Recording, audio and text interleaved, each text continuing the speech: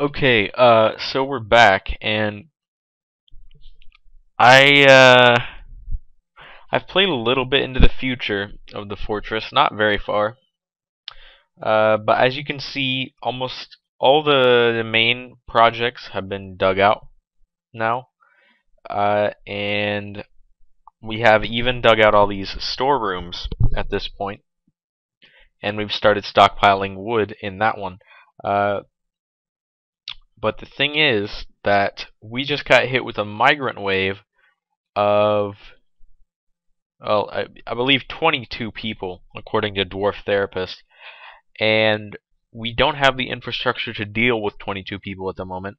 So I've started expanding everything, and we've got a massive set of new, I guess I'd call them dormitories because they're just so pitifully equipped to deal with people. But in the original area where we've put beds, I had actually started making them nicer places to live because we've started placing coffers in all of them. So now everyone who was initially in a bedroom now has a coffer, and all of the initial seven and the five that came after that have all moved down to the main floor with all of the new dwarves. Also, we had a small incident with Curlibone, who was a new migrant from the last wave, and he was a peasant, and so his only skill was to be able to haul items, and so he actually got struck with a strange mood. And when a dwarf is struck with a strange mood, then they basically will not do anything until they have the ability to create an artifact. Now the problem with that was, since he was a peasant, he did not have any skills, and therefore I was not sure what kind of workshop he needed to build his artifact. And I did eventually find out via the wiki that if a person is a peasant and they become possessed, they need a craft dwarf's workshop because they're going to make some kind of like totem or whatever. And so I built him one, but then he started requesting things that we did not have in stock, namely a bunch of thread.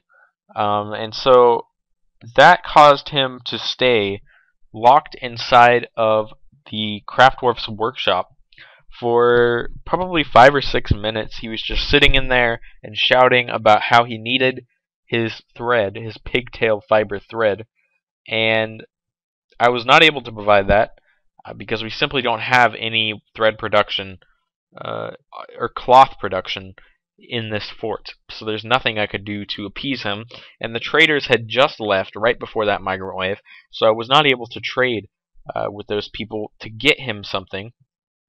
And what ended up happening was he went insane, as any dwarf will do that has been stricken with a mood and is not able to complete their artifact. So he went insane, he went stark raving mad. I did have a military on standby in case he went berserk, which means the dwarf will just go out and attack other dwarves. But he didn't go berserk. He went stark raving mad. That means he basically runs around, takes off all of his clothing, throws it around the fortress, and then decides to not eat, drink, sleep, or do anything until they simply die of dehydration or starvation. So that's what's happened here. You can see his little body is right there inside of the dining room, and he was dancing on the tables there for a while. It appears that he started to drown, or not drown, he started to dehydrate, and then eventually died from thirst and fell off the table. We do have some people eating here at the moment. Actually, it just looks like it's Eugene of Savoy, so he's probably going to gain or lose a little bit of happiness over seeing him die. Also, we're going to have someone carry the body out, and I don't know whether or not the coffin I was building in order to keep him locked up has finished. I can't remember. Is it in for burial receptacle? It looked like it has. I don't know where I want to put this coffin though, because there's nowhere in the fort that I really desire his corpse to be stored at the moment. What I might do is just store it on the fortress or on the surface. No, I can't put it on the surface. I can put it in the initial hallway. Yeah, right around here. And no one will know the difference. So I'll go ahead and throw that coffin down. and I'll store his body inside of it, because if I don't, it's going to start rotting and people are going to get sick and unhappy, and that's no good. But in any case, it was a really negative turn of events there, because he would have been really useful as a hauler, because we don't have any dedicated haulers yet, and so now we've lost our only dedicated hauler, and also have our first death in the fortress. So, barring that, not much has happened. Our gigantic migrant wave will be arriving in the meeting hall in the dining room very shortly. So I've begun preparing large amounts of seats to go along with the newly finished tables around the room. So they should arrive pretty soon and devour all of our food that we've been storing up. Oh, and I did do one thing. I did make an office for the well, it's actually just an unassigned office at the moment, but Jeff Major, that's our gym cutter, has decided to go sort of claim it, and he's eating his food in there instead of going to the dining room and eating. So he has now occupied the hospital chief medical dwarf office. We did get most of the crafting stations up. I have not put in the leatherworking area, the tannery, nor have I put in the what's it called, not the loom, the tailor's workshop, because we don't have any thread or leather to use at the moment, so there's no point in me building those. We did, however, clear out the bottom of some of these, and I haven't needed to clear anything out for the mason's workshops, which are here and here, because they are just using the stone that's like right in front of them. They'll keep using that stone essentially until the entire fortress is cleared of it. So that's a good thing. Slowly starting to get rid of this excess stone that's just laying around everywhere.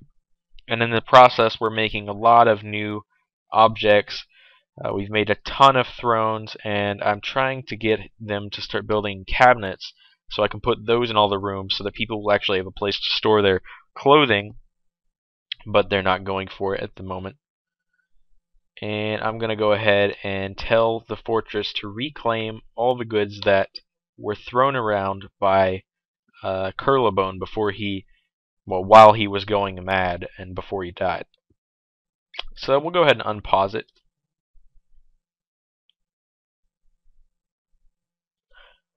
Just check the food situation real quick. Our drink is pretty high now, constantly making it, and the fact that it's now located directly underneath the food storage area is making it much faster to make drink. And at the same time, we're keeping our food production high. It's not as high as it could be because they have to carry the food all the way from this area of the fortress and go down those stairs over there, and then go all the way down this hallway and down that hallway, enter the dining room, go up the stairs, and then store it in here somewhere. And along the way, they might have to grab a pine barrel, which are located here and here. So there's definitely a long journey to make as far as that's concerned. Still, all it has to do is take food from upstairs and a barrel from upstairs, put it inside of its little workshop, and then pump out alcohol. So there's no real concern on that issue.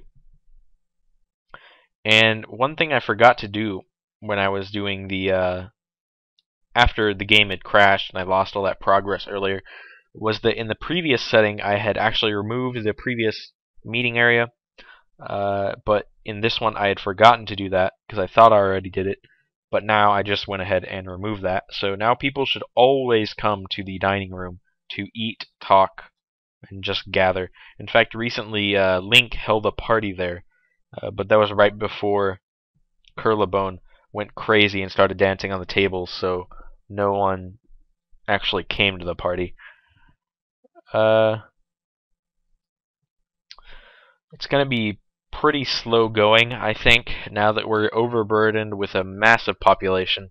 We've over doubled our population in the period of days, and this is going to cause us quite a bit of strain as far as our food resources, our drink resources are concerned. Not so much on the actual production, it's just the transportation of those goods is going to take a lot of time. So what I'm considering doing is now opening up a new farm on the same level as the food stockpile. Not that farm over there. I can't use that one anymore. And the reason for that is because it's still connected to the surface. It's still vulnerable to attack. Oh, and you can see here now that the migrant is starting to stream into the fortress. And I've named none of these. I still have yet to get enough names in for that. But it looks like we're going to have plenty of space reserved in case anyone wants a name Dwarf. And one thing I'm going to do is I think that this, yeah, it's now placed. I'm going to use it, or I'm going to make it a tomb, assign it to, who was it? Curlabone. Where are you at?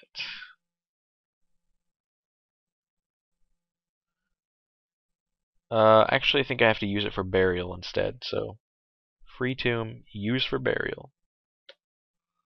Don't allow pets. There we go. So now they should go drag Curlabone's body and stuff it in that tomb. And this will prevent him from becoming a ghost and haunting our fortress, as well as preventing his body from rotting and disgusting everyone.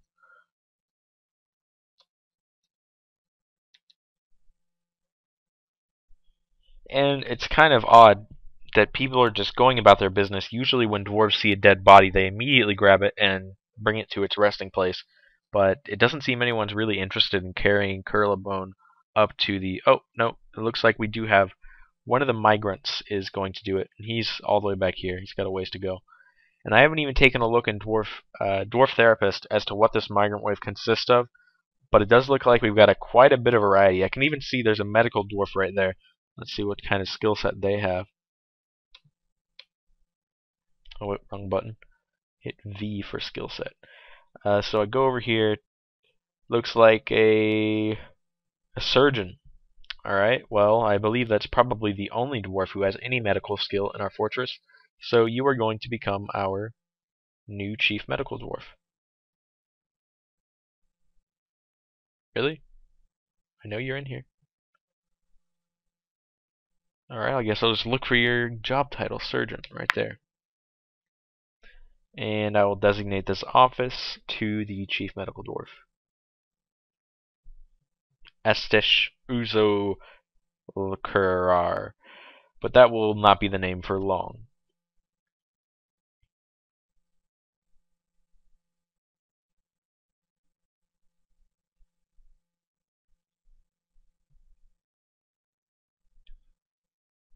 Alright, well, I don't think I'm going to actually start or continue recording this video until I post up the other one and post up the new names for the last migrant wave, and then be able to take new names in a new migrant wave. So I'm going to go ahead and pause it here and pick it back up when I have done those things.